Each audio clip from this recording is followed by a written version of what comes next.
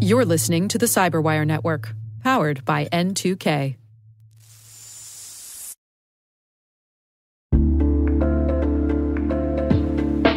And now, a word from our sponsor, Mimecast. You're wondering if you need more email and collaboration security, because, as it turns out, just protecting your workspace with M365 isn't good enough. You just watched your entire company grind to a screeching halt, all because someone opened a phishing email. Next time, don't rely on one-size-fits-all security. Protect your inbox with Mimecast and diversify your security stack. For a free trial, go to mimecast.com and keep your business from, falling apart.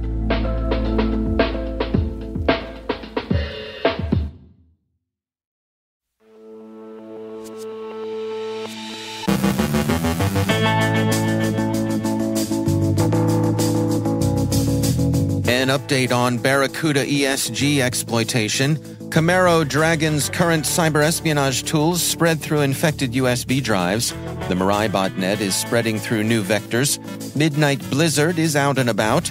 Ukraine is experiencing a wave of cyber attacks during its counteroffensive. Karen Worstel from VMware shares her experience with technical debt. Rick Howard speaks with CJ Moses, CISO of Amazon Web Services. And anonymous Sudan turns out to be no more anonymous or Sudanese than your dear Uncle Louie.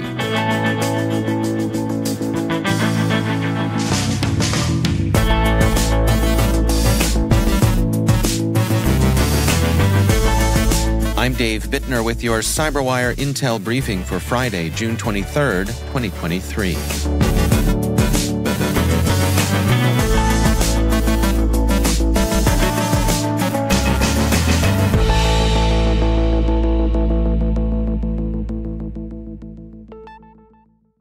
Proofpoint has tweeted updates on what the firm's researchers are seeing in the wild concerning exploitation of CVE 2023-2868, the vulnerability recently found in Barracuda's email security gateway.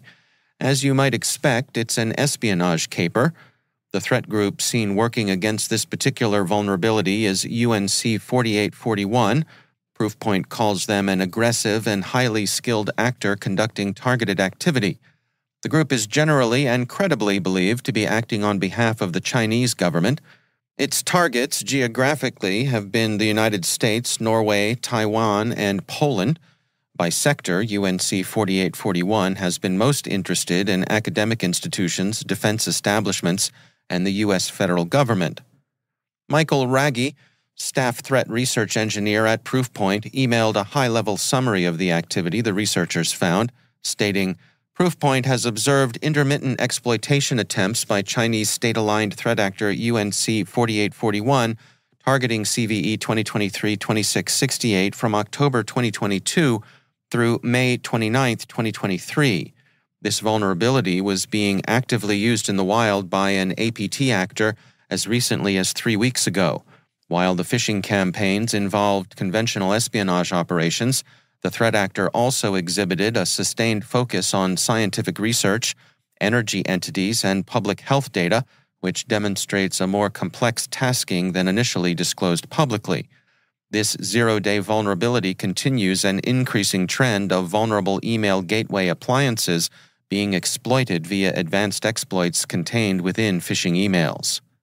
Barracuda has issued both mitigations and patches. Another cluster of espionage activity attributable to China is the subject of research by Checkpoint. The firm's researchers have released a report focusing on a USB-propagated malware campaign that it attributes to the Chinese-based espionage group Camaro Dragon. The Checkpoint Research Incident Response Team discovered the malware while investigating an incident in a European hospital earlier this year.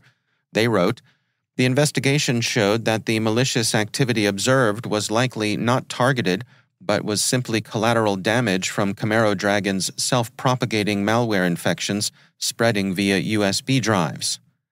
Patient 0, as Checkpoint calls the first victim, initially received the infection while attending a conference in China and connected a USB drive to a colleague's already infected computer.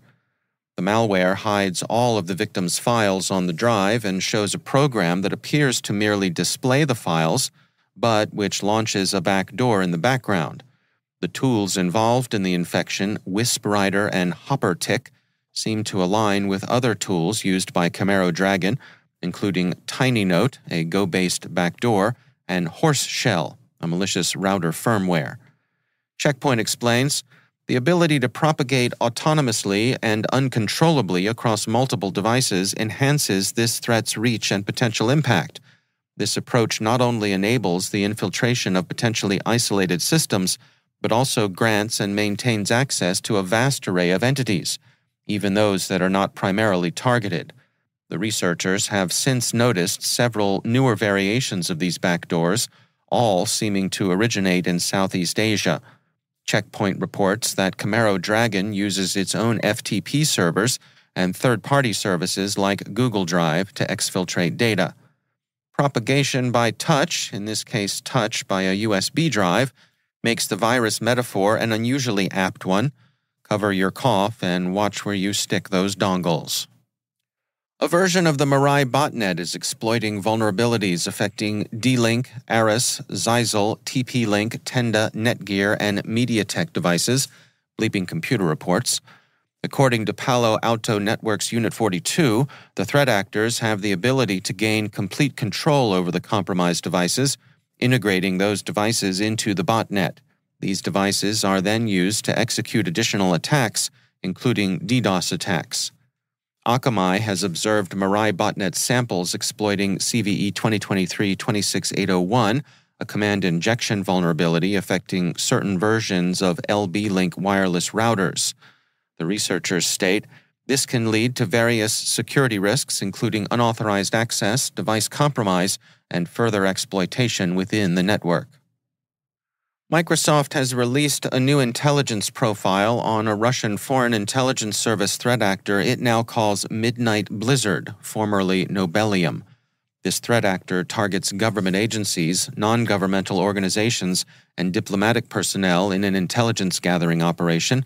Microsoft writes, they utilize diverse initial access methods ranging from stolen credentials to supply chain attacks, exploitation of on-premise environments to laterally move to the cloud, exploitation of service providers' trust chain to gain downstream customers, as well as ADFS malware known as Foggy Web and Magic Web. Midnight Blizzard is tracked by partner security companies as APT29, UNC 2452, and Cozy Bear. Midnight Blizzard uses a cyber fire and maneuver technique, moving between low-reputation IP addresses that are used for only a short period of time. This helps them obfuscate their operations. In response to this threat actor, Microsoft announced that it has added protections to Defender Antivirus, Defender for Endpoint, Defender for Cloud Apps, and Azure Active Directory. In full disclosure, we note that Microsoft is a CyberWire partner. The Russian intelligence agents and their privateers, auxiliaries, and front groups have, of course, been active in the war against Ukraine. U.S. Deputy National Security Advisor Ann Neuberger told the FT Cyber Resilience Summit yesterday, we know Ukraine is currently experiencing a significant surge in cyber attacks in parallel to the kinetic aspects. The record reports that she specified neither the scope of the attacks nor the sectors that were receiving hostile attention. And finally, some of the Russian hacktivist auxiliaries are more deniable than others. There's a growing consensus that Anonymous Sudan, which represents itself as a hacktivist organization with Islamist sympathies operating in Sudan, is neither an anonymous affiliate nor Sudanese. Cybernews summarizes the evidence that points to the group's status as a Killnet affiliate, which means in turn that it's working for the Russian intelligence services. Much of the evidence leading to the conclusion that Anonymous Sudan is a Russian front group comes from research by Australian security firm CyberCX, and Anonymous Sudan wasn't happy about being outed.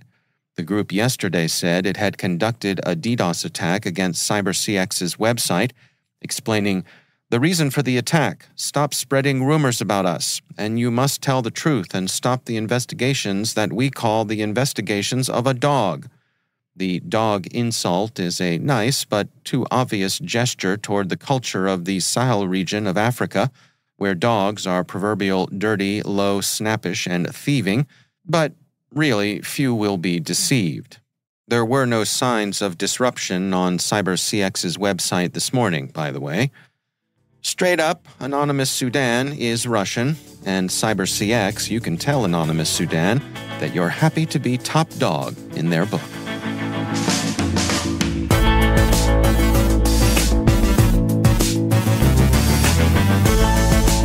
Coming up after the break, Karen Worstel from VMware shares her experience with technical debt. Rick Howard speaks with CJ Moses, CISO of Amazon Web Services. Stick around.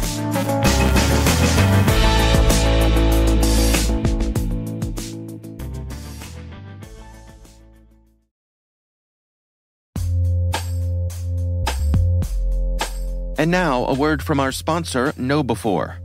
It's all connected, and we're not talking conspiracy theories. When it comes to InfoSec tools, effective integrations can make or break your security stack. The same should be true for security awareness training. KnowBe4, provider of the world's largest library of security awareness training, provides a way to integrate your existing security stack tools to help you strengthen your organization's security culture. KnowBe4's Security Coach uses standard APIs to quickly and easily integrate with your existing security products from vendors like Microsoft, CrowdStrike, and Cisco, 35 vendor integrations and counting. Security Coach analyzes your security stack alerts to identify events related to any risky security behavior from your users. Use this information to set up real-time coaching campaigns targeting risky users based on those events from your network, endpoint, identity, or web security vendors. Then coach your users at the moment the risky behavior occurs, with contextual security tips delivered via Microsoft Teams, Slack, or email. Learn more at knowbe4.com/securitycoach. That's knowbe4.com/securitycoach. And we thank KnowBe4 for sponsoring our show.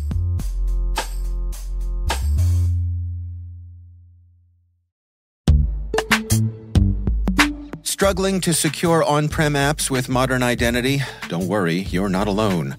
Join industry leaders from Fortune 500 organizations to secure your apps on any cloud with any IDP, regardless of your environment's complexity. Meet Strata's identity orchestration platform, Mavericks. Say goodbye to the headaches of app refactoring and legacy tech debt.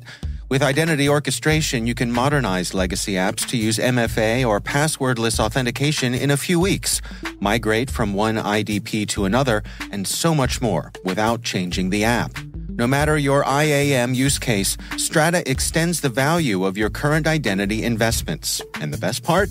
You can try it for free today. Visit strata.io/cyberwire to share your biggest identity challenge, and they'll hook you up with a complimentary pair of AirPods Pro. Don't miss out. Visit strata.io/cyberwire. That's strata.io/cyberwire.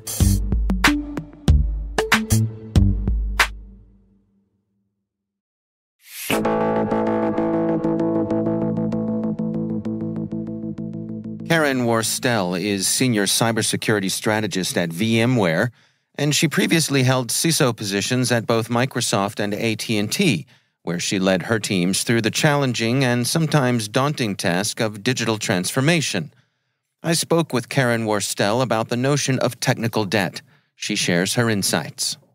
So McKinsey & Company has come out recently with some articles around this topic, which I highly recommend. And they basically say that it's the tax that on any development project or digital transformation that a company wants to undertake, but must first address previously unaddressed issues in the infrastructure or whatever the development platform, whatever those might be. So things that were left undone before that now will be a barrier to getting something new completed. And that's how they kind of define it in a broad way. So it could be anything relating to process and procedure, to be honest. to application debt for things that are like ship it now and we'll fix it later, infrastructure, inventory. So there's a ton of different places where this, can show up. But that's kind of how, in a very general, high-level term, that's how McKinsey defines it. And they say that it accounts for 40% of the balance sheet in IT. Can we dig into that a little bit? How does it have such a large hit there on the balance sheet? Well, it depends on each organization. Obviously, that's not going to be true for every company. But in my experience, when I led major transformation projects, there was a saying that we had, which is it done or is it done? So there's a lot of things that get put in place. One of my favorite examples that people don't think about a lot, but we all feel every month is patches. So whether it's a Patch Tuesday patch, a security upgrade patch, or some other sort of upgrade, or whether it is our system is down and we are working with the vendor on tier 3 support and they sent us a patch and we have to put that in the system in order to bring it back up again. And the question we would ask, my boss would ask, is, what does the patch do? Well, we don't know. The vendor gave it to us. And so, what's it going to affect? Well, we're not really sure. We just need to get the system back up again. That's an example of the kind of thinking and the kind of very pervasive practices that lead to an accumulation of technical debt. Another thing that is a great example is I was at the Sedona conference recently, and they were reviewing a draft of some guidelines on incident response. And so as I was reading the draft, one of the things that came out was the very first thing that every organization must do in order to have a solid incident response plan is to have a data inventory. And I almost snorted my morning coffee out my nose, because I'm like, yeah, I get that that's a really good idea. Who does that? Nobody. Nobody has a data inventory. We're lucky if people know where all their IT technical assets are. And that is a form of technical debt. And we've watched it grow over the years as we've chased the next new thing. So I think of it in terms of security as we've chased the next new thing, right? In terms of capability, functionality, business, things that keep our business competitive. We leave behind those things that are sort of the done. And in many cases, that has to do with security. And we figure that we'll come back to it later, and we never do. And that gap has grown over time. I just this week, I saw someone say that ransomware operators are technical debt collectors. Oh, excellent. Yeah. I might use that. Please. It's true. I mean, the reason that 80% of ransomware, I saw a thing on, in the industry rags recently, 80% of ransomware is due to misconfigurations. Misconfigurations are technical debt. So then your question was, what should we do about it? And my answer has evolved into, you have to tie it to a business imperative that people care about. So in McKinsey's article, their example is every new digital transformation project has to have a technical debt tax. That tax shows up as 20% has to be allocated to the retirement of the technical debt associated with this project. It's an outcome. It's an outcome that is a required outcome that's managed through the governance process with some teeth behind it, so that we recognize the fact that it's not like IT's problem to go out there and try to scrape together money to go out and fix technical debt. It's the business's appetite for new capability that has to be recognized that we got here in an honest way, but now we have to do something about it. It's sort of like finally going and cleaning your room. It's like you can't just kind of like keep ignoring it or keep ignoring parts of it forever. You have to eventually go in there and fix it. Right. So putting that tax on the project is one way of doing it, but it also has to have that top level oversight and governance that says, yes, we're going to track this. Yes, we're going to make you do it. And there's no sliding past it and trying to like get out of jail card. You have to, everybody has to understand that this is the reason why we have to do it. Now, the companies that do, and we saw this in our own effort, was at another, not at VMware, at another company. The upside of it is that the payback is in the millions and millions and millions of dollars. And so you can go put that tax and clean up the technical debt and thinking that it's like a non-value added activity. But the truth of it is that it pays itself back in is faster time to market with new capability, less time spent doing break fix, deploying the defect-free code. I've been saying this for years, but McKinsey's article finally validates this. What about the pressure to ship? Our competitors, they're not worrying about that silly technical debt. They're going to beat us to market, and then it won't matter that our technical debt is taken care of because we'll be out of business. Yeah, that's the AI conversation right now. Right. We can't dare slow down. What if we slow down, somebody else will do it? Some of that's probably fear. Some of it's probably reality. Where I think this is going to start to shift is in the whole concept of duty of care. First of all, the obligation to be clear about this is the state of being of us, right? We need to know where we are. Like Ray Dalio is really clear about, you can't, there's all kinds of great sayings out there. Ray Dalio has one. Jesse Itzler, he just basically says, be where your feet are, right? That's about being present, but it's also about I say stand, make a stand, but you better know where your feet are. We need to be brutally honest with ourselves so that we can be transparent and have integrity. And integrity is everything with others.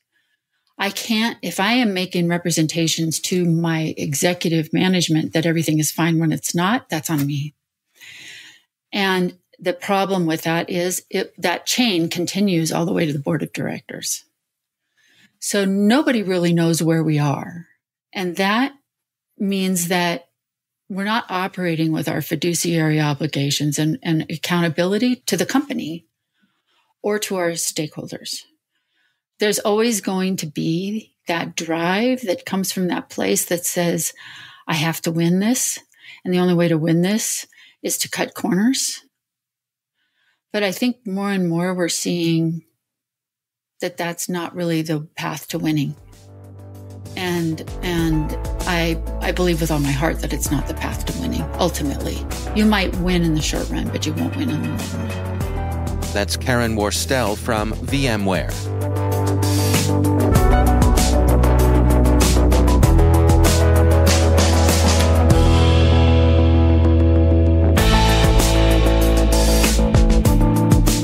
There's a lot more to this conversation. If you want to hear more, head on over to the CyberWire Pro and sign up for Interview Selects, where you'll get access to this and many more extended interviews.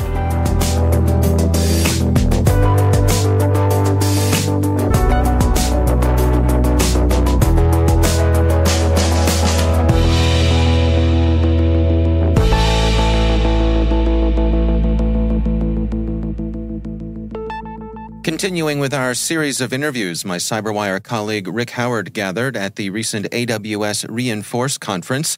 Today, Rick speaks with CJ Moses, Chief Information Security Officer of Amazon Web Services, sharing his take on resilience. The CyberWire is an Amazon Web Services media partner, and in June 2023, Jen Iben, the CyberWire's senior producer, and I traveled to the magic world of Disneyland in Anaheim, California, to attend their AWS Reinforce conference and talk with senior leaders about the latest developments in securing the Amazon cloud.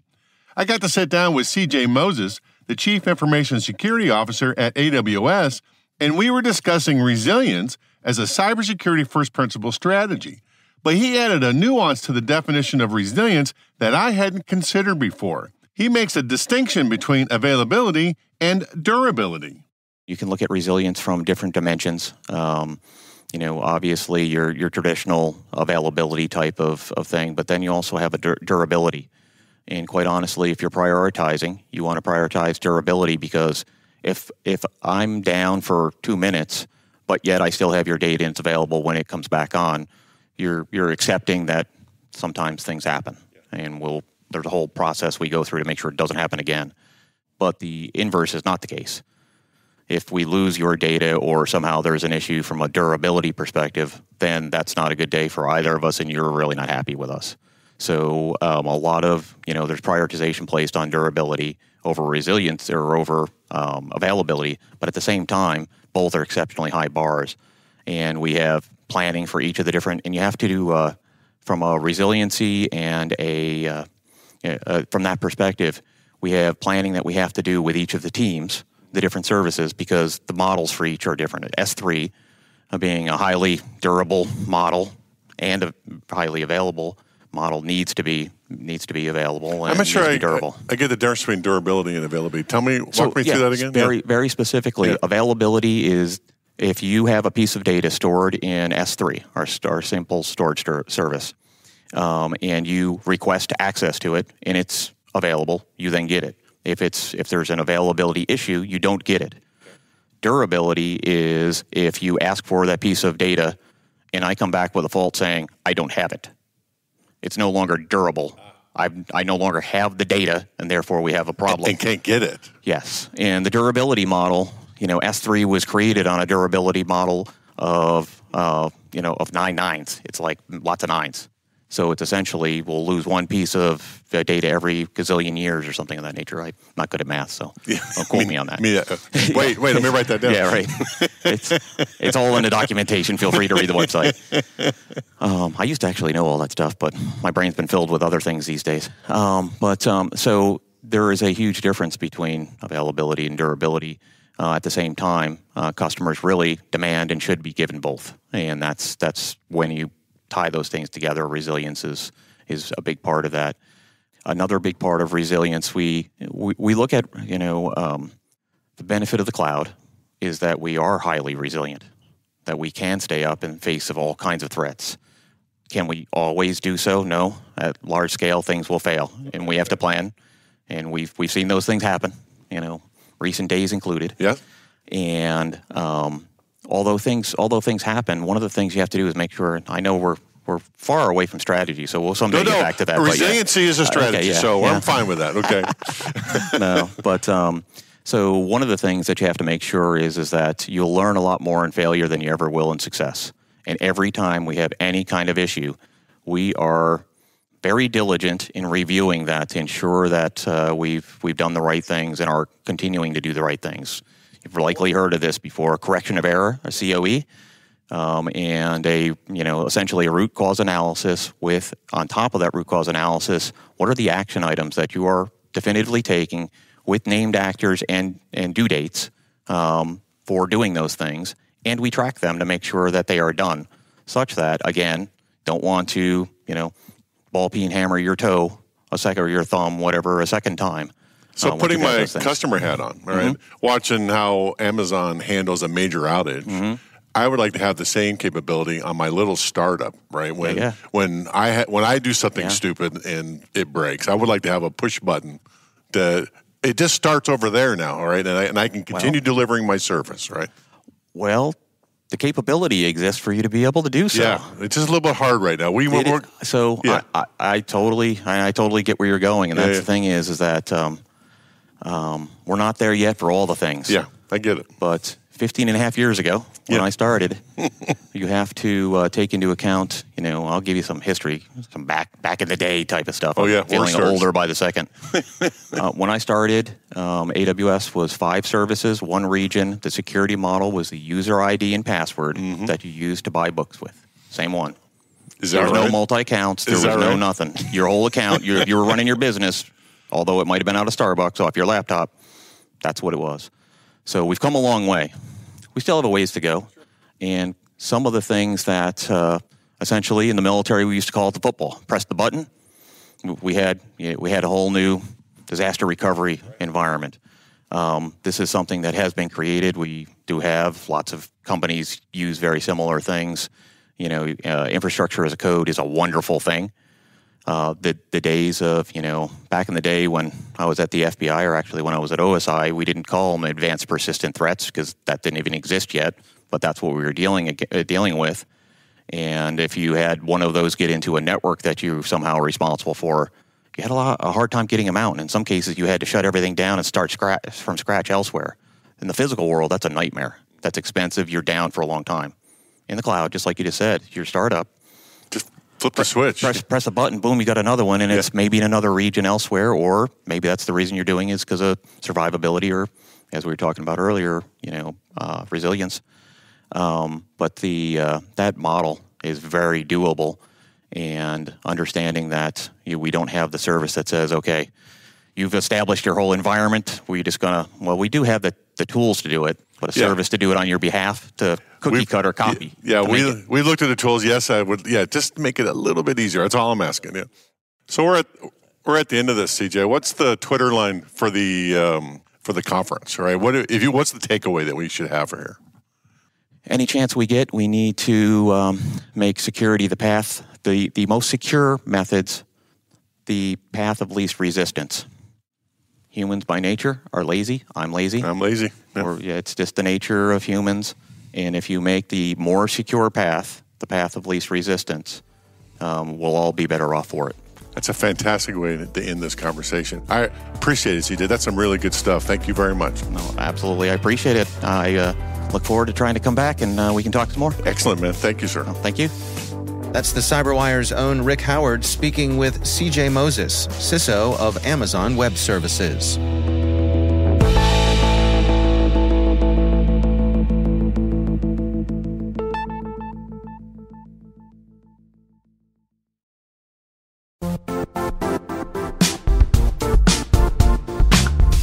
MISI is a nonprofit organization formed exclusively to further and promote charitable, educational, and scientific purposes, including furthering innovation in cybersecurity through education, global technology partnerships, investment, and community engagement to create a collaborative network of subject matter experts and cyber professionals.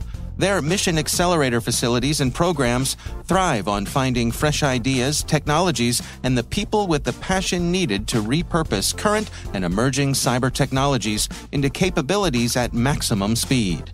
For information on how you can get involved, please visit MISI.tech. And we thank MISI, the Maryland Innovation and Security Institute, for sponsoring our show.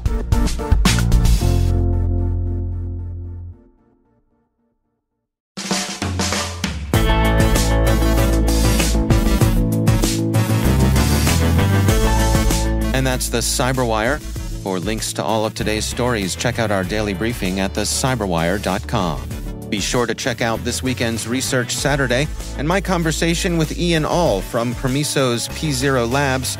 We're discussing unmasking GUIville, a financially motivated cloud threat actor. That's Research Saturday. Check it out. We'd love to know what you think of this podcast. You can email us at cyberwire@n2k.com. Your feedback helps us ensure we're delivering the information and insights that help keep you a step ahead in the rapidly changing world of cybersecurity. We're privileged that N2K and podcasts like the CyberWire are part of the daily intelligence routine of many of the most influential leaders and operators in the public and private sector, as well as the critical security teams supporting the Fortune 500 and many of the world's preeminent intelligence and law enforcement agencies. N2K Strategic Workforce Intelligence optimizes the value of your biggest investment. We make you smarter about your team while making your team smarter. Learn more at n2k.com. This episode was produced by Liz Irvin and senior producer Jennifer Iben. Our mixer is Trey Hester, with original music by Elliot Peltzman. The show was written by John Petrick. Our executive editor is Peter Kilpie, and I'm Dave Bittner. Thanks for listening. We'll see you back here next week.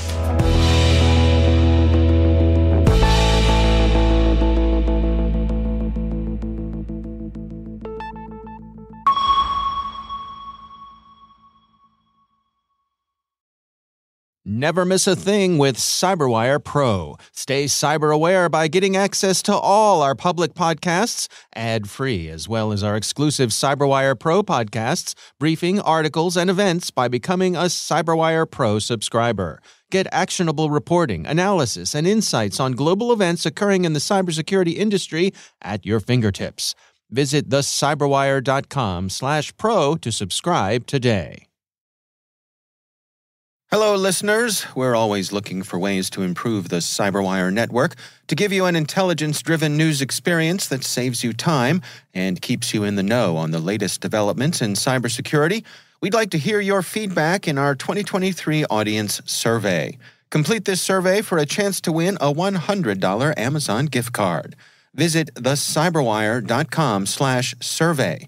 That's thecyberwire.com/survey and share your feedback. Thanks.